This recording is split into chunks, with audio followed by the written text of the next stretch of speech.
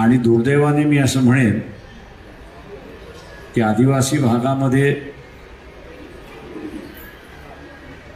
जर आपण विभाजन केलं तर त्याच्यातले दोन भाग आहेत.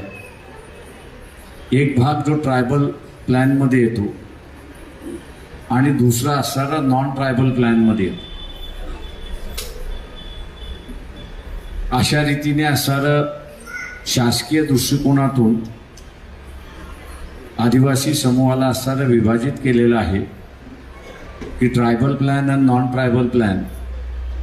सगळं बजेट जे आहे ते ट्रायबल प्लॅनमध्ये त्या ठिकाणी खर्च केलं जातं आणि जो नॉन ट्रायबल प्लॅनमधला जो आहे त्याच्याकडे असणारं फारसं लक्ष दिलं जात नाही, अशी परिस्थिती आहे. एक आवाज म्हणून आदिवासी समाजाचा महाराष्ट्रभर उठला पाहिजे